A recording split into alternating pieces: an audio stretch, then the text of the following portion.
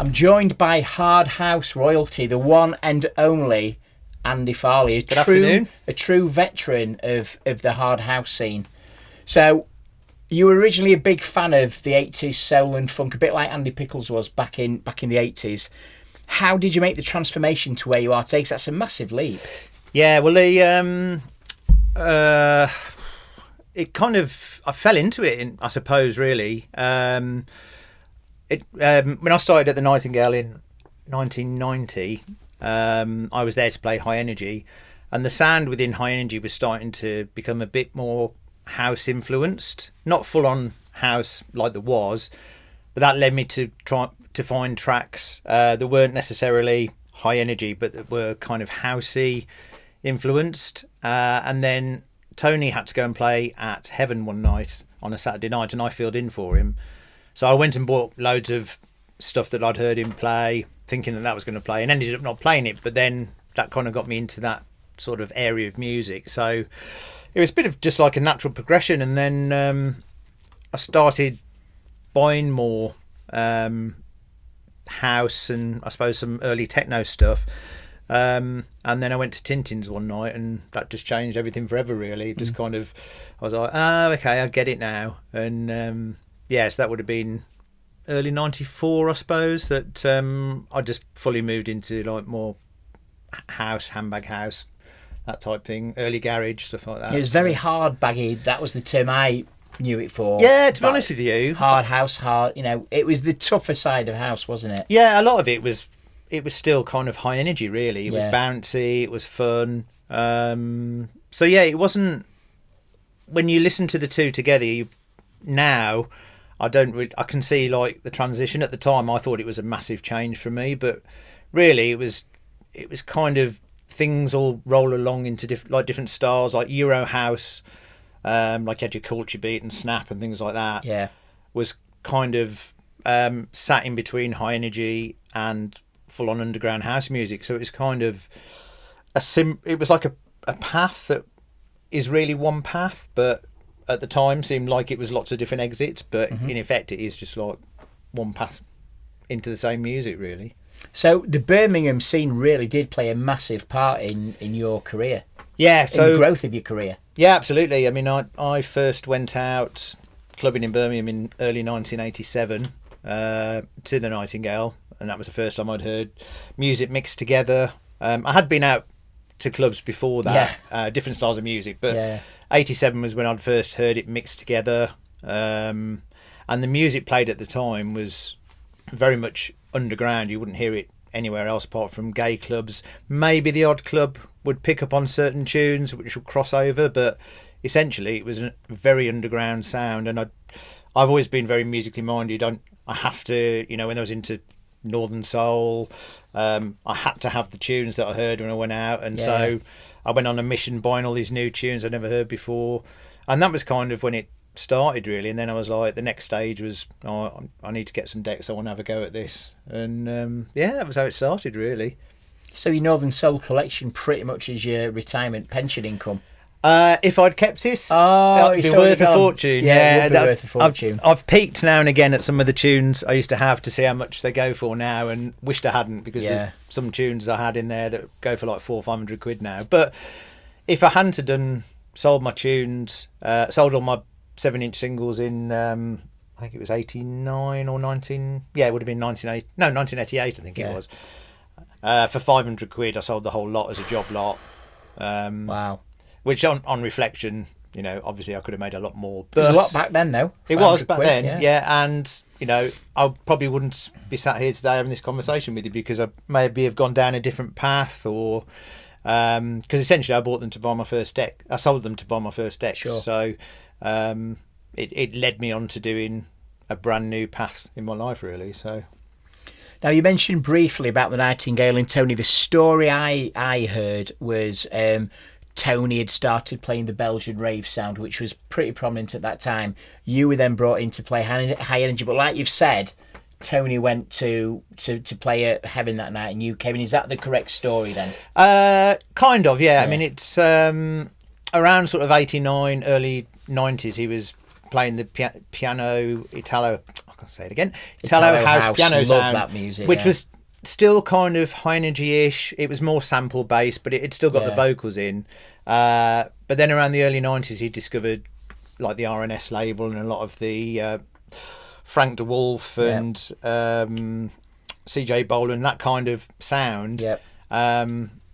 And because the Nightingale was run, it was very committee based, so they'd listen to what the customers were saying, and if the customers were complaining about the music, then he was told to play the music. And essentially he'd because he was playing a lot in London, he'd outgrown the club a little bit, and was moving on to bigger and better things. But the people that were going there still wanted to hear the older sound, so I was brought in to do a second room and carry on playing like the high energy stuff. So that's really how it started for me. And then obviously for me, then I discovered more dance orientated music was a lot better than what I was playing, because I started to get a bit despondent with what I was playing, because it just didn't have it was a lot of cover versions, and it was just kind of going over old stuff all the time.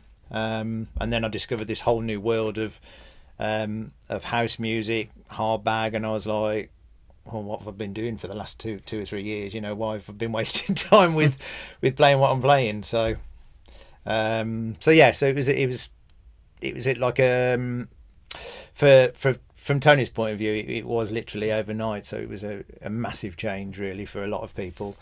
But on reflection now, when I listen to that music now, I can still see the influences from early 80s electronic disco, basically. You know, there's a lot of influence in there. It was just a bit darker and a bit more twisted, really. But essentially, it was, at the time, it was a massive change. But when I listen to it now, it's kind of a lot of electronic disco in the 80s was kind of what you call the beginnings of techno, really. Okay. So, was it the Nightingale where you and Tony first met? Because you became really, really good friends, didn't you? Yeah. So I first went there early 87. I think it was either February or March 87. Good memory. Yeah, something like that. Well, it was for me because it was the first time I'd been to a gay club. So Yeah. it was like a massive change in my life, really. But then maybe 2 or 3 months after that, I started going up and asking what the tunes were, being a real train spotter. And that's how I got to know him, really. And he was always just happy to tell you what the tunes were, and just used to be fascinated. He had this real skill of just literally dropping the tune in from the first beat, you know, and volume would be up and it'd be spot on. And I was just like, how do you do that? You know, it's just, so from early on it was just focused on what he was doing and the tunes he was playing. And there were two clubs I used to go to, and there was Tony and this other guy called Duncan. They used to have a kind of rivalry between them, but for me it was a nice rich field of music because they'd both play different tunes. Wasn't good for my bank balance, but but it was good for me because then I was just like, yeah, have that, and just buy loads of tunes, and that's it. Just bought some decks and started practicing, really. Now, 1 Hinstock Road is a legendary address for those that know. You did spend a lot of time there, okay? What do you remember from those times? Because they were pretty special times. Yeah, it's probably the most significant was we'd both gone to do a gig in, I think it was on the way to Leicester, and the weather was really bad. It was really bad snow, and he got a Land Rover, so we went in the Land Rover. And got there and back no problem, but I couldn't. His drive was a bit of a slope from what I can remember, so I couldn't get my car off the drive. So I ended up staying with him for a couple of days. But it was good fun. It was just, you know, he let me have a look through his the famous garage full of records, which for me was just like I was just like a kid in the sweet shop, really. Yeah. Oh my god, you know, and all this stuff in there. So yeah, it was good. The good times, really. Did you ever get there? Now listen here, Sunshine Talk. I didn't actually know. So you escaped that. The only time I didn't upset him, but he was horrified. Was I'd played the Saturday night and he'd played Heaven. I think I did about 2 or 3 for him in the main room with the Nightingale, and the person I was seeing at the time was a bit drunk and had come in the DJ box and their can of Coke spilt all over the deck. Went in the slider, and literally about 5-10 minutes later, it just everything was on quartz lock and I couldn't move it, and then it would start speeding up and then it would start slowing down. It was just, I mean, it just totally ruined the night. But I had to ring him and tell him, and he was like, no, on the phone saying what I'm going to do. But it was fixed for the Sunday night for him. But yeah, no, I didn't get the now listen here talk. So you both, like I said earlier, became really good friends following similar paths on the journey to where you both made it to. Both of you became trade residents. Now, can you remember how your trade residency came about? Because it's a special club. I don't think anything comes close to trade, really, does it? Yeah, I mean, mine was quite much later on, really, and it was kind of, I suppose, a part-time resident. Like, I wouldn't play every event, but I'd be on the roster, if you like. Yeah. So I think my first gig there was 2004. I could be wrong with the actual year, but it was actually for a Tony De Vit tribute on his birthday. Wow. So that was a real honour for me, and it was a 4-hour set back-to-back with Emma Dubell. So for me, it was just, I mean, I was nervous as hell, but it was a great night, and it was so rewarding, and everyone coming up at the end and saying they'd really enjoyed it and everything. So yeah, it was great for me, and I've probably played about 10, 12 times, I think. So I kind of missed being a resident in the peak period.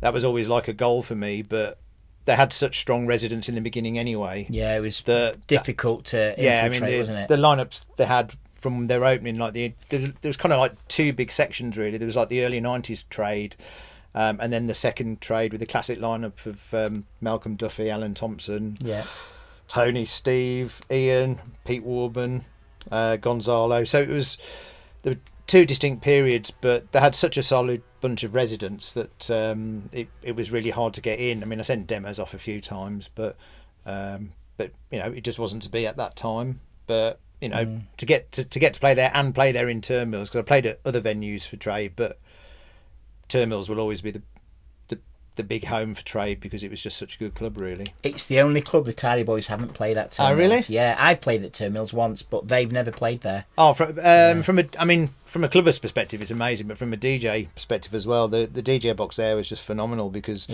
initially it was closed in, so you were surrounded by the music, so to mix in there was amazing. And then they took the window out and you could get more of the atmosphere from the dance floor. But yeah, looking out across that dance floor when the lasers were going and all the arms in the air was amazing. Great history as well, Turnmills, especially within the London Underground. It was back in the 60s from, the times with the craze. It was a really important venue in London. So yeah, a lot of history. Why do you think trade was so special then? Because it was known globally. You didn't have to go to trade to know trade. It was one of those things where the trade album came out and it sold bucketfuls. Majority of people probably never even set foot in trade or Turnmills or been to an event. I think the ethos of the club was leave your attitude at the door, leave your ego at the door. We're all here to party together. I mean, there's a famous quote that they turned Madonna away because she wanted a VIP room. She wanted to be segregated off, and they said, "No, that's not what the club's about. Go away, and you either come in and be a person like everyone else in here, or you don't come in." And Cher was another one. Cher was another one. Yeah. So, but it's just a great bunch of people. They're all there. There's like, people talk about the one love thing, but there really was that one love thing, which still resonates today. If I'm a member of the Trade Babies group, and you can see the love everyone had for each other, and everyone supported each other, and I mean, for a club to be going from 1990 and still be a massive name today that people look up to and respect is quite something, really. Do you think it will return? Think we'll see the return of trade? Not regularly, I don't think. They were supposed to do their 30th birthday last year, and something got in the way. Something got in the way of that. So yeah, I mean, they're still going to have their 30th birthday, I think. I don't know when that's going to be. I mean, obviously they need to wait and see how things pan out, I suppose. So whether that will be this year or next year, I don't know. So, but there will be future events, I think. How regular they'll be, I don't know.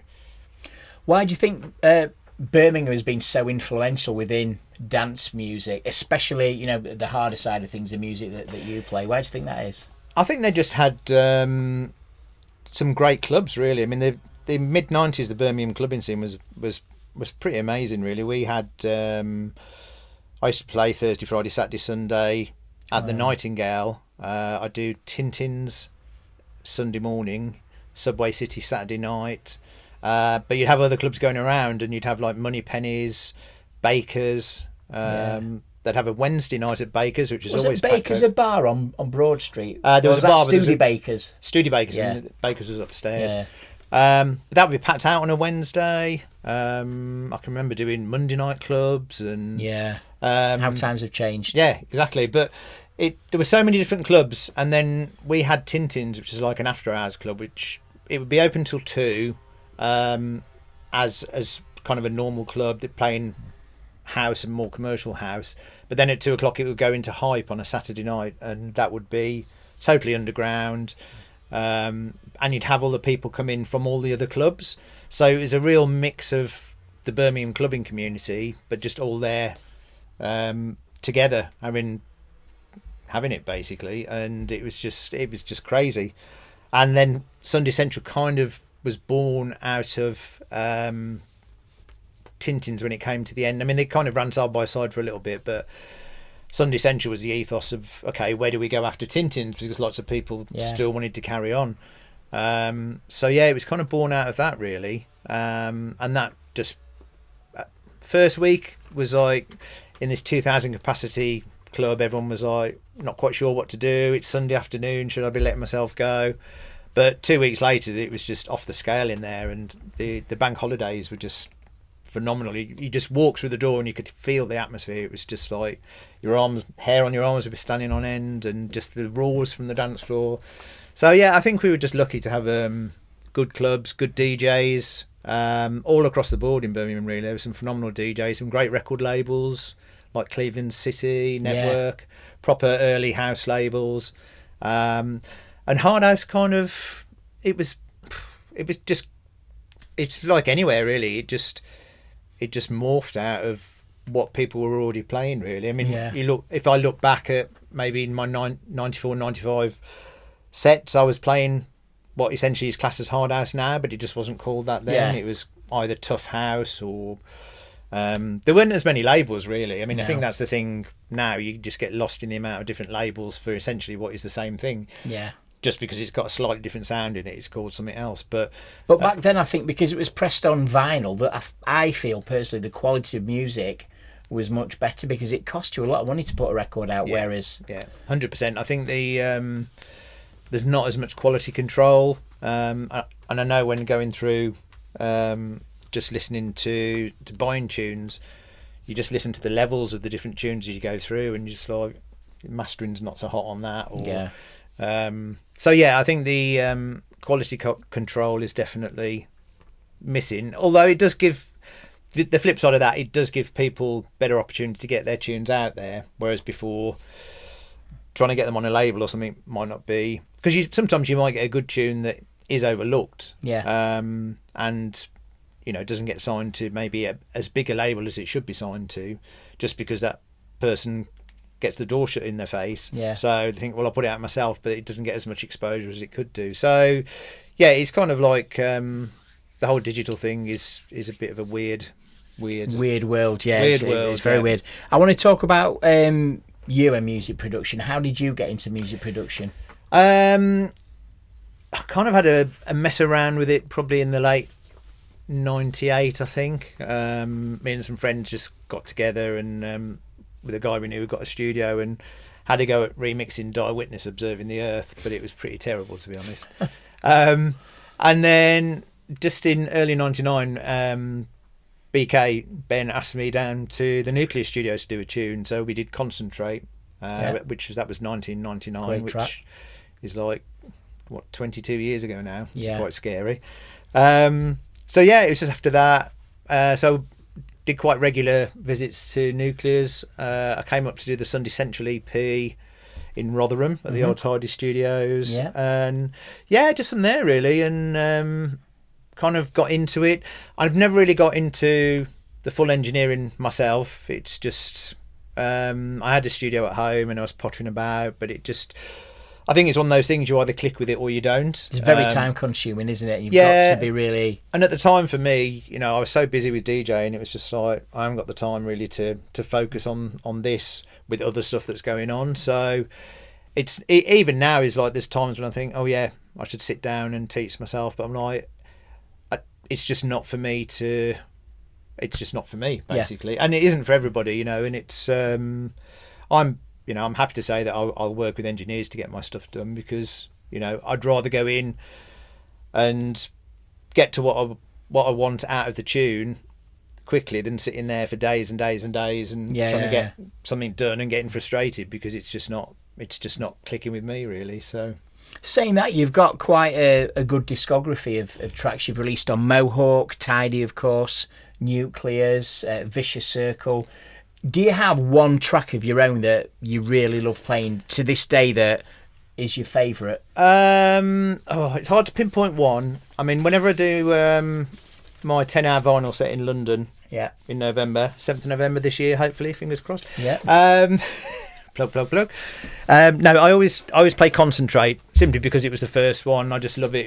It was just a fun tune, really. Mm-hmm. But it's hard to pinpoint since then. There's ones which I always regularly play, but then I'll go back and just look at some older tunes. I'm like, oh, why don't I play that? But I suppose my remix of Zero B Lockup with Prime Mover, I'm really proud of that. Mm-hmm. Dirty Diana that I did with Ben.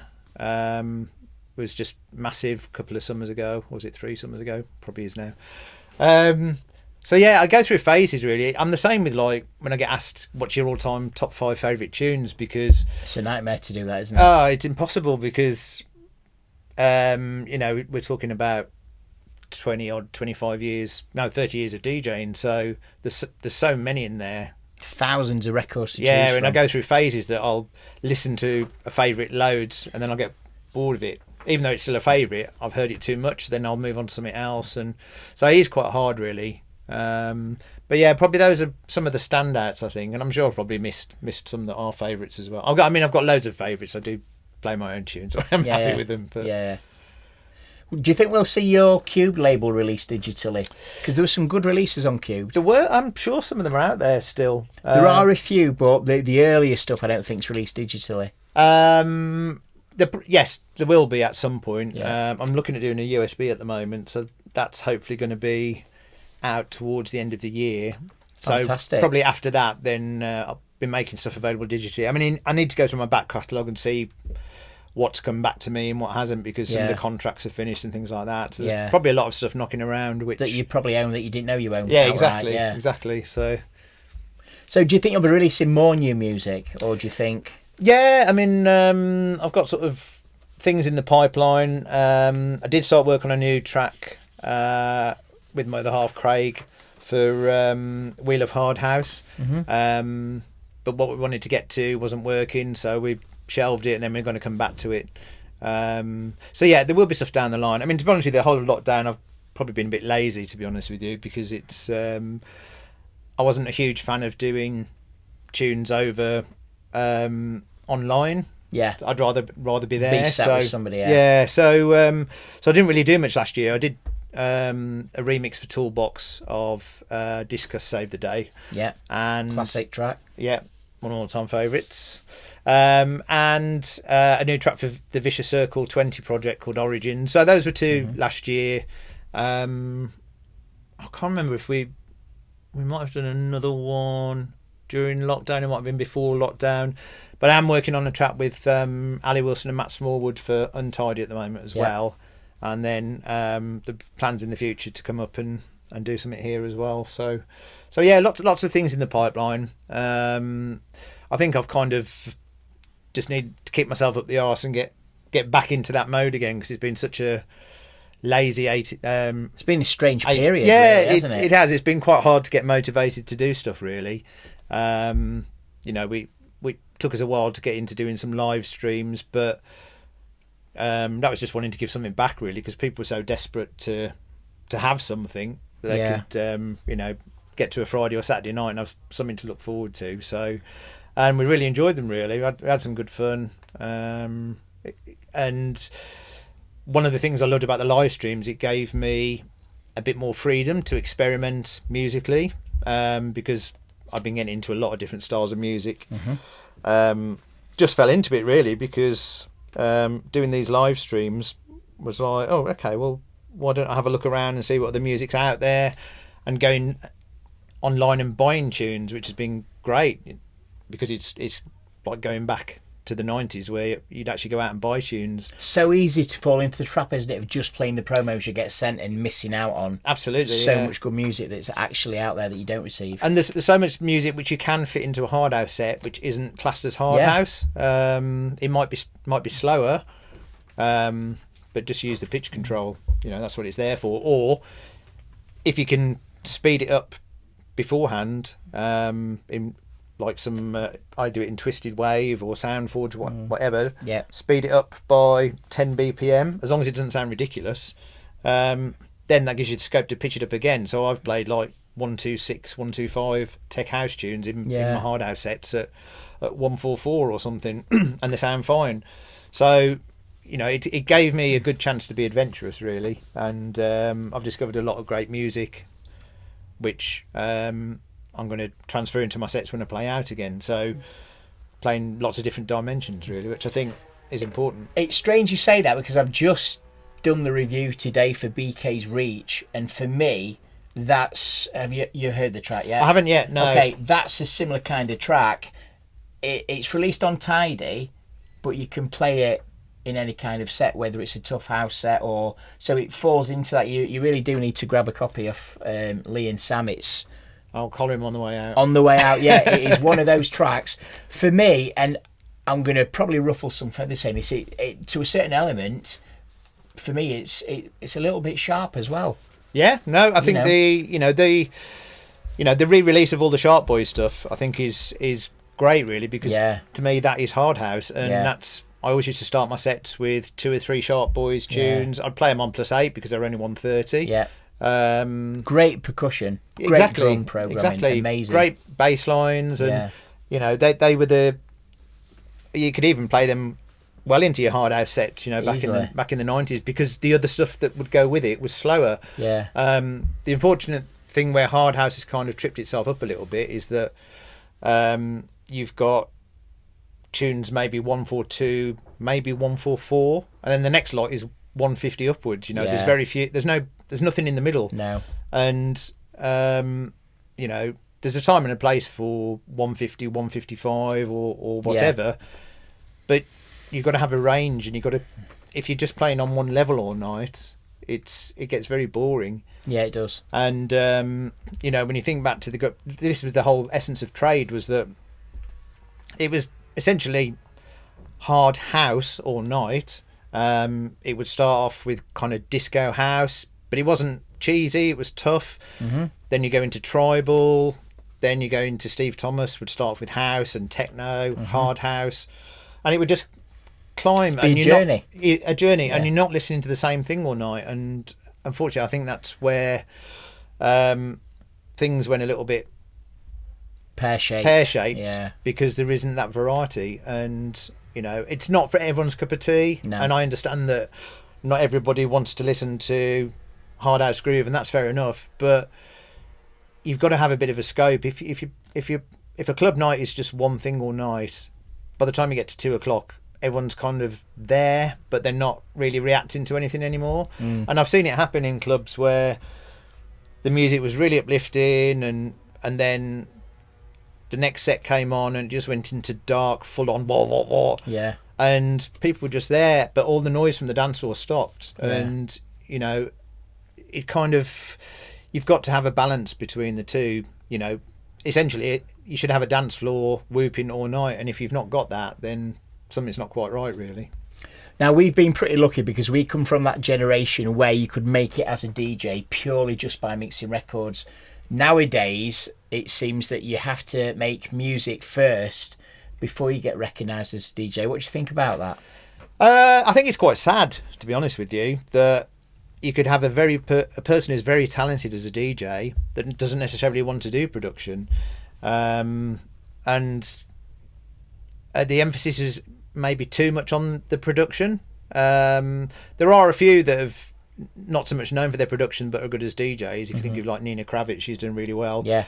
Not being massively known as a producer, more as for her style as a DJ, and that's great because at the end of the day, DJing, it's a skill, and producers don't always transpire to being DJs, the same as DJs don't always transpire to being producers. So I think people should be taken on their merit. I mean, look at Cole Cox. He's not that well known for being a massive producer of being a producer. No. He's done quite a few tunes over the years, but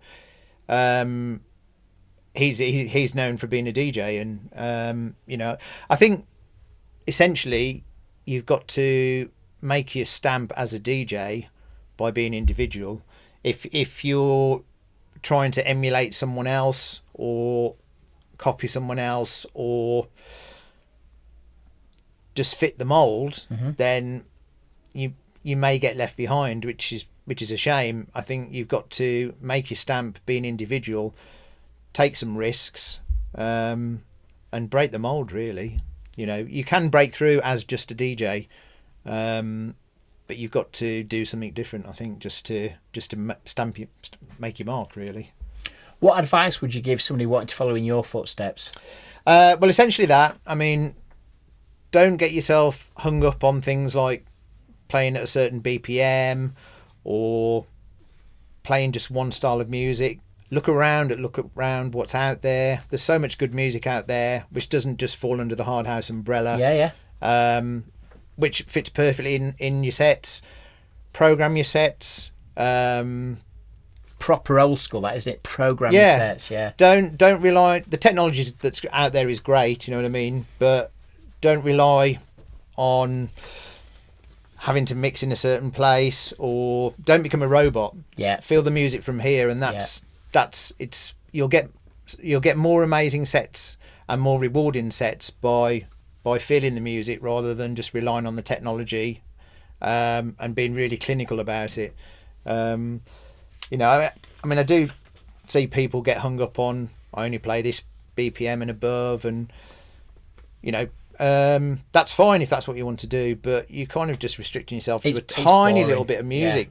Find out what happens when you play slower and get to that speed. That is so much more rewarding than just playing on one level, for me anyway. I mean, it's personal taste, you know, but I think stretch yourself as a DJ. You need to test yourself and find what you can do.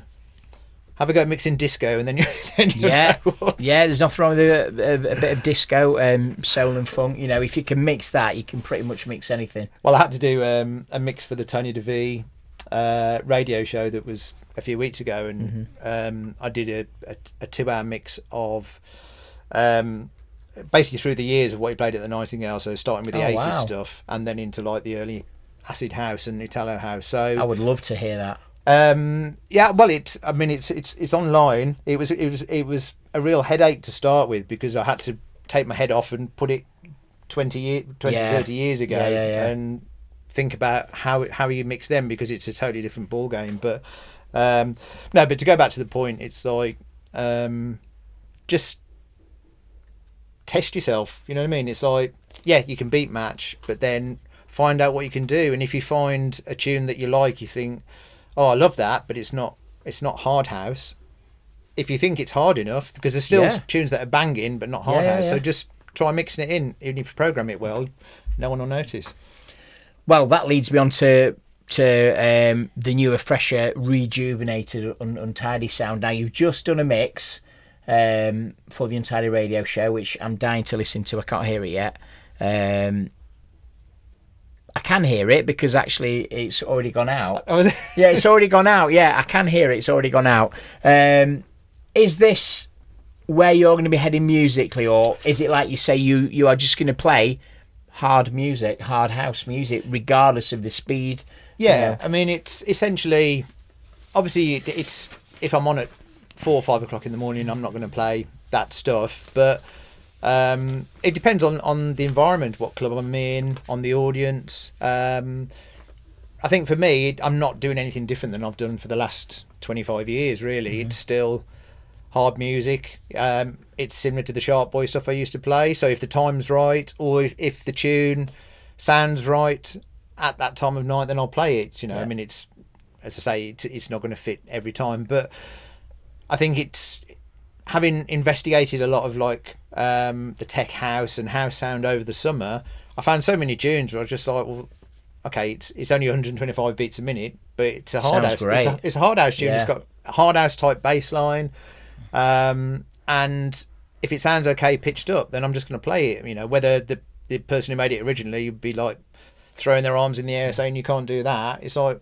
we in the 90s we'd play tunes that were 1 to 8 on plus 16, you know, if it fitted into the set all right, because tunes were made a lot slower then. But if you wanted to mix tunes in a faster set, then you just pitch them up. That's what the slider's there for, you know. And there's no law which says you have to play at a certain speed for a certain tune, you know what I mean? It's like, it's up to you what you do as a DJ.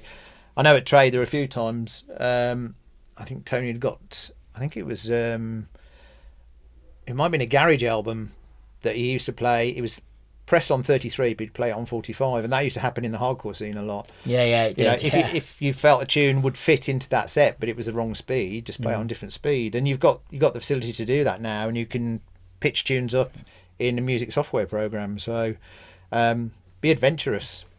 Do you know what immediately springs to mind with you saying about the older, slower tunes? And it's an Italo classic, this, that got played. I certainly played it in hard house sets. Bum Bum Club, Play This House. Oh, yeah. It was actually called the Hard House mix, but it came out at a time when there was literally no hard house. For me, that's a perfect example of what you're talking about. Well, yeah, I mean, back in, if you talk about sort of the 90s and that, when what you class now as hard house, the hard house umbrella was just this massive field of music, you know, be it like the Sharp Boys stuff. Even Armand van Helden was hard house, not, you know, it hadn't got Hoovers in, but it was tough house, and that essentially what hard house was, all the way through to Tony's stuff and beyond, really. Like, Noom was kind of hard trance, hard Noom house. was a great label. So it was a massive spectrum of music, and it's kind of just become that in the last 10 years, really, which is really sad, because I don't really understand why people are restricting themselves to this bit in the middle when they could be having that. So that would just be my advice, is, you know, be adventurous, look what's out there. Be open-minded, like people were back in, you know, decades ago. People were a lot more open-minded, I think, than they were now. I mean, I saw a post on Twitter. It was a DJ who said, "Oh, I'm going to be playing a 134 BPM set." Wow. Of what? And I'm not saying that it's just in this genre. I mean, I know that, you know, it actually wasn't in this genre. It was a different genre, but it was still bizarre to see that. Yeah, and I've seen before where a DJ's come on and you've been playing 2 BPM faster than, this is in a different genre, I'd heard stories of somebody that it was 2 PM faster than 2 BPM faster than what they'd normally play, and it's like, well, you should be a professional DJ. Either slow it down and get it to the BPM you want, or, you know, don't have a hissy fit about it, because it's too, you know, I don't understand that. The dance floor doesn't know that you're playing at 125, 128 or 130. They'd know if you're playing at 150, obviously, but that's digital DJs for you. Yeah, if it's like 2 or 3 BPM difference, I don't understand it, really. So a lot of other genres have kind of fallen into that trap, if you like, of being BPM confined. It doesn't make any sense to me, really. It's all about what's happening on the dance floor and what the dance floor's going with. If you're playing a bit faster and they're going with it, then happy days, you know what I mean? It's strange. So you've been signed to Tidy Management now. It's been relaunched, you know, 15 or so years after it closed its doors. What does that mean for you, being signed to Tidy Management? Because you have been signed to, over the decades, obviously, management companies come and go, but what does it mean being signed to Tidy now? I think, well, for me, obviously we lost Rue in December last year, so that was a massive thing, and massive void in the scene. We worked a lot together, so I think, having known Lee for years and the brand, it was just a good thing. Came along at the right time, really. You know, it made me feel secure again, because I've been busy in my day job and that. I can't put a lot of time into sorting out my own bookings and stuff. So yeah, it's great to be on board, really, and with a great bunch of people that I've always worked with as well. So yeah, I'm really happy, actually. So I'm looking forward to onwards and upwards, really.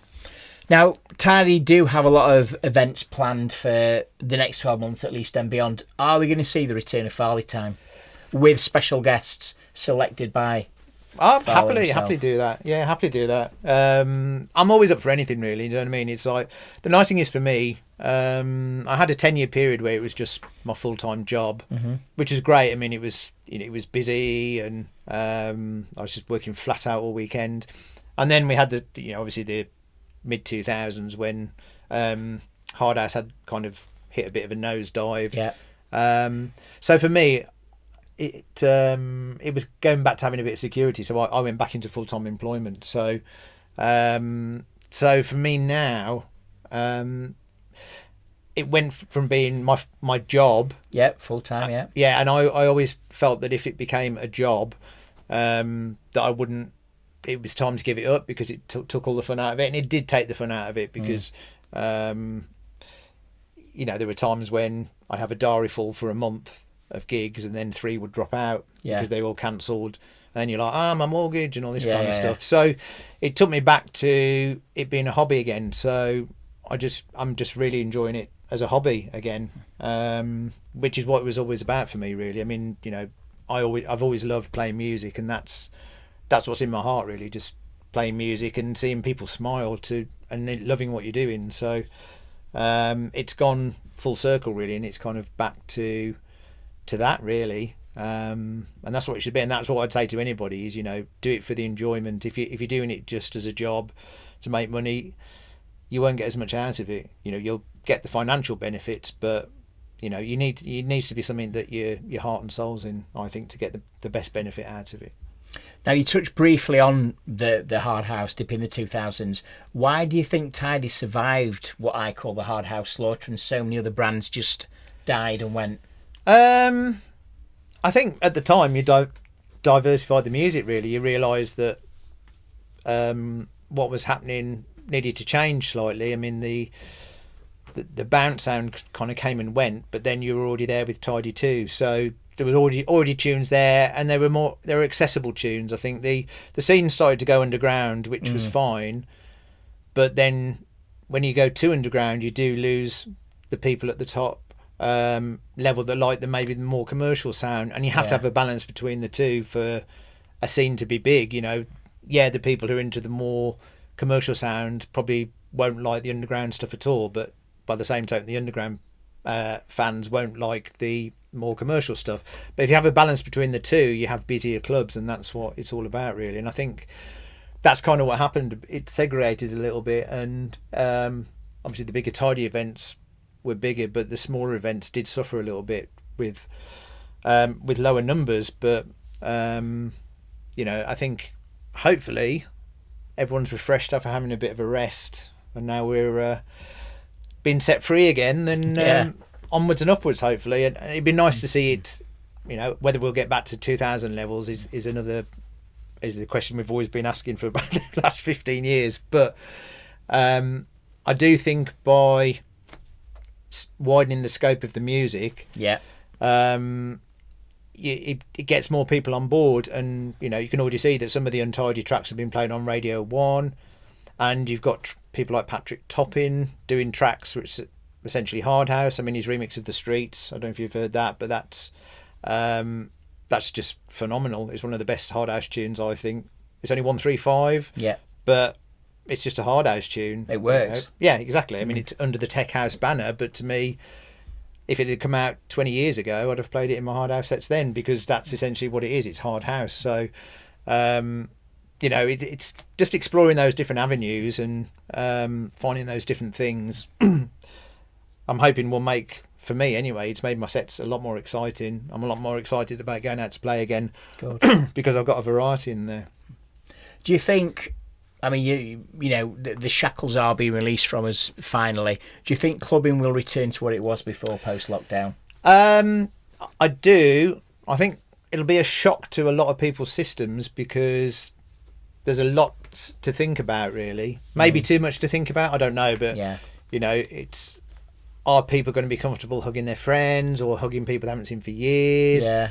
A lot of us have been going to bed by midnight on a Saturday. me included. Can you drive back from a gig in one night? Yeah. I mean, I had a late night a couple of weeks ago. I think we got to bed about 5:30 in the morning, and That is a late night. Yeah, and I was just like, oh my god, how do I do this week in, week out coming up? But I mean, we'll all slot back into it. We will do. I think people need to just go out with an open mind and just welcome the fact that we're out again, and it's been a refresher. You know, we've all had a rest, and let's get out there and let's get the scene back on its feet and better than it was before lockdown. What can we expect from you in the future then, Andy? Well, coming up to the, I mean, my diary's pretty jam-packed up until the end of the year. There's lots of gigs that have rescheduled. I think my first gig is on the 31st of July. I've got two, which is the 90s Fest at Magna. Yeah. And Tintin's reunion. So it's two totally contrasting sets. Two good events nice. then. Yeah. And then 2 weeks after that, I've got three in the same night. Because like the old days. I've had to jiggle some things around just to fit the rescheduled Chimera Festival in. Yeah. But yeah, I've got three, and then pretty much quite steady after that. I've got my big Pure event in November. So that's like a 10-hour vinyl set. I've got my Weekender at in Eastbourne. Yeah. That's beginning of October. Is that the West Rocks Hotel? West Rocks Hotel, yeah. So that's me playing the whole weekend. Wow. And then I've also got another Weekender, which is a hard disco Weekender. Loads of stuff. I've got stuff into next year as well already. So it's looking really healthy, and I'm really happy that promoters haven't disappeared and given up. And we can all get it going again, really. So clubbers can now fill the boots. There's a lot out there for them to go and support the scene. And good healthy events. We've got a big Storm event in October as well. So Ecstatic Festival in September. So there's some good stuff out there. So support the clubs as well. Support the clubs and events, and let's get this going again. So finally then, you are originally an Australian by birth. So you came to the UK at about the age of 2, I think it was, wasn't it? Yeah, just under. Do you think things would have panned out a lot differently had you not have come to the UK to live? Yeah, absolutely. I mean, I don't know what I'd be doing now. I mean, it's. I mean, obviously there's a scene out there for DJing, but I probably wouldn't maybe have been exposed to it as much. So, who knows, really? Who knows what I'll be doing? Maybe I'll be a beach bum surfing or something. I don't know, but on the Gold Coast. On the Gold Coast, or an extra in Neighbours. Well, maybe. I did go to the set of Home and Away last time I was in Sydney. So brilliant! You never know. But yeah, who knows? Really, it's easy to reflect on a lot of things, like how things could be different. But I'm glad I took the path I did. Really, I've got so much enjoyment out of it, and hopefully giving people a lot of enjoyment. So. Excellent. Do you speak any foreign languages? I've got an O-level in French. That's showing my age because a lot of people don't even know what O-levels are. No. And I got a CSE grade 2 in German. Brilliant. Well, I'm going to teach you a bit of Hungarian. Okay. I'm Hungarian by parent. So both my parents were Hungarian. So Lee has got some contacts in Hungary, believe it or not, and he has had his own house DJs go out there. So I'm going to prepare you, just in case there is a trade event in Budapest. Okay. So I'm going to teach, because all DJs, as we know, don't go in through the front door; they're going through the rear. Okay. So the phrase I'm going to teach you is, "Where is the trade rear entrance?" Okay. It's a really simple one. Okay. Let's see if you can get it. Holvan. Or trade Hartshaw Bajárato. Holvan, hat trade. Hartshaw Bajárato. Bajárato. Perfect. Do you know what? John Hemming did it first time as well, so it just goes to show if you're from the West Midlands, you can speak any language you want. And you can go in via the rear. Rear, yeah. Brilliant. Andy Farley, it's been fantastic speaking to you. Thank you very much for sharing your time and your knowledge with us. Thank you very much. Thank you. See you all soon.